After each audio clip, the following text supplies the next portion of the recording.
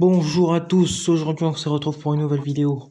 Une vidéo un peu spéciale car aujourd'hui pas de personnalogie, pas de review, pas de ouverture comme vous pouvez le voir, mais bien un retour sur un mystère qui couvre Dragon Ball. Un mystère qui fait retourner le cerveau de beaucoup de fans car toujours aucune réponse, même pas d'indice. Les seuls indices que nous avons, c'est 2 personnages qui apparaissent dans l'histoire, voire 3 désormais avec Super. Même si j'aime pas beaucoup regarder Super et en prendre note. Je parle bien sûr de la race de Freezer. Race de Freezer qui n'a pas de nom, qui n'a pas d'origine concrète, qui n'a pas d'âge concret. Une race dont nous ne savons rien, aucun indice, mis à part ses représentants. Une race que beaucoup de fans cherchent à comprendre et cherchent à développer par eux-mêmes, notamment dans DBM ou encore dans King Cole Tales de Sayazur, DBM qui est de Salagir. Je vous mets les liens si vous voulez en description et avec des références si vous voulez. Et sur ce, maintenant commençons la vidéo. Le premier point que je vais partir à mettre pour moi est un point important. Déjà, la race de Freezer devrait potentiellement naître en forme finale. Car tout ce que nous savons, même si nous prenons couleur comme canon, donc qui collerait avec l'histoire de Dragon Ball, on sait que ils ont une forme de base, puis des formes de régression, couvrant leur pouvoir en eux. Mis à part le roi Cold où nous ne savons pas grand chose sur ses autres formes, et couleur qui a une forme de, comment je pourrais dire, d'amélioration, Freezer, si nous ne comptons pas sa forme Gold, donc sa forme divine en gros, il a 3 formes, plus sa forme originale. Car oui, nous comptons ces formes dans le désordre. Sa forme finale est à sa forme d'origine, sa 3e forme et sa forme première de régression. Sa forme deuxième et sa troisième, non, sa deuxième, c'est bien sa 2e forme, pardon, de régression. Sa première forme, avec laquelle nous la voyons sur l'arc Namek au tout départ, et sa dernière forme de régression. Et ça, nous le faisons mal depuis un certain temps que nous le savons. Que savons-nous d'autre ? Ils peuvent vivre, entre guillemets, dans l'espace. Ils peuvent vivre découpés en morceaux, car Freezer, dans l'arc Namek à la fin, nous le voyons bien complètement HS, avec des membres en moins, même une partie du visage en moins, et toujours vivant. Que savons-nous même d'autres, pardon. Nous savons que même complètement découpé en kebab par Trunks, eh bien, il est toujours vivant, conscient du moins. Et c'est seulement après être désintégré en poussière qu'il meurt vraiment. Malgré tout, si on les blesse au bon endroit, comme nous pouvons le voir avec Trunks qui blesse d'abord Cold à un endroit assez précis, il l'affaiblit énormément. Puis après, il peut le détruire en peu de temps. Que savons-nous d'autre ? Qu'ils ont une puissance de naissance immensément grande, sans aucun besoin d'entraînement ou de se surpasser. Nous imaginons bien que sa puissance à Freezer, dans l'arc Namek, a dû tout de même évoluer au fil du temps, un petit peu ou une partie du moins.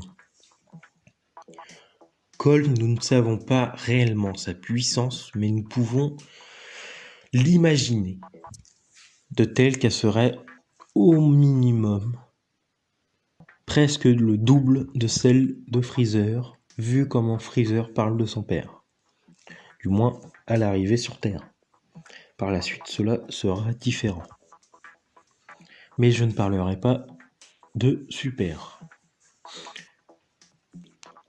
Nous savons également qu'ils ont des sortes de morceaux de leur corps, au niveau des bras notamment, au niveau de la tête, pour certaines transformations, au niveau du torse aussi.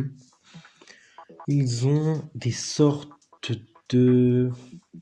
comment je pourrais dire, morceaux d'œufs en réfléchissant comme du verre, mais c'en est pas, qui servent à nous ne savons pas quoi.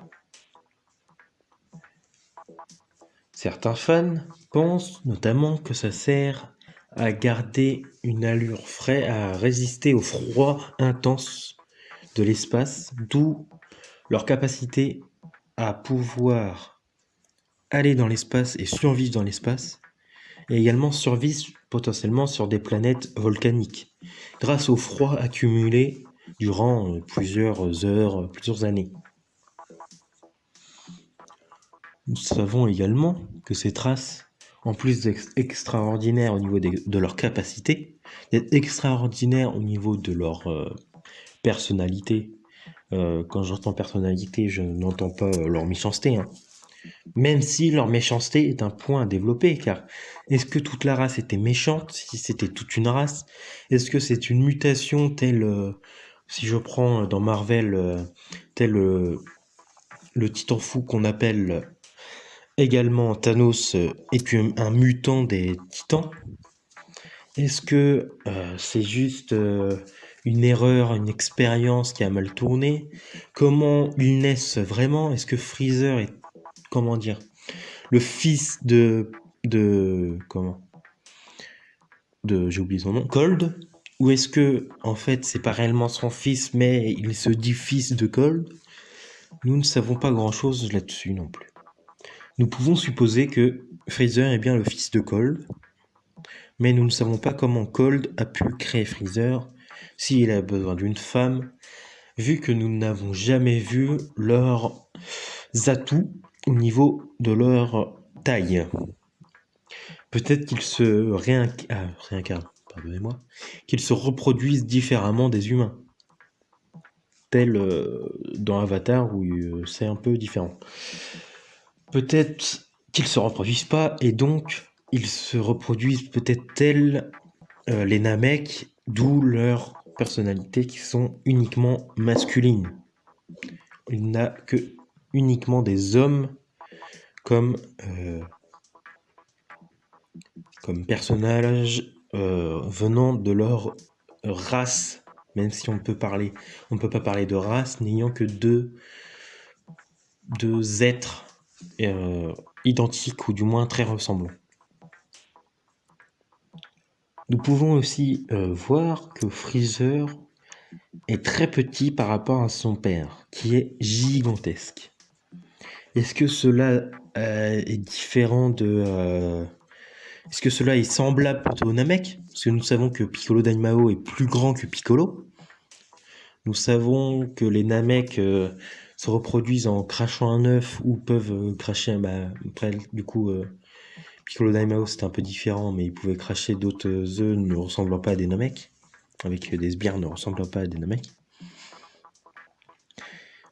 Du moins, nous ne savons pas grand-chose, et cela est très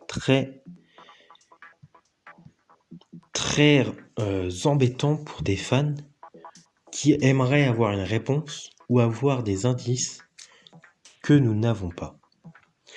Mais en même temps, je vous pose la question à vous, et je vais y répondre pour moi. Est-ce que vous seriez content d'avoir une réponse à cette question? Est-ce que vous aimeriez réellement avoir une réponse à cette question? Personnellement, je pense que c'est un mystère qu'il faut garder mystère. Des mystères, il y en a plein dans Dragon Ball. Et ils ne seront sûrement, je bien dit sûrement, jamais résolus. Pourquoi?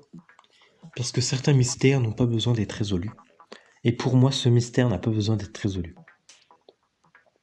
Si nous devrions savoir une chose sur leur race, c'est étaient-ils plusieurs? C'est la seule chose que j'aimerais savoir. Est-ce qu'ils avaient une planète d'origine qui a été détruite peut-être par Cold, peut-être par Freezer, peut-être par eux deux, peut-être qu'ils ont tué leur population parce qu'ils étaient trop gentils, leur population, contrairement à eux. C'est seulement ça que j'aimerais savoir. L'origine du fait qu'il ne soit que deux. C'est seulement cette origine que je veux savoir. L'origine totale de leur population, de leur existence, je pense que je préférerais la garder pour moi et ne pas y réfléchir.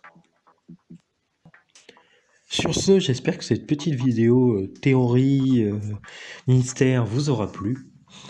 Je vous dis à bientôt pour une nouvelle vidéo qui sera je ne sais quoi. Je vous laisse la surprise.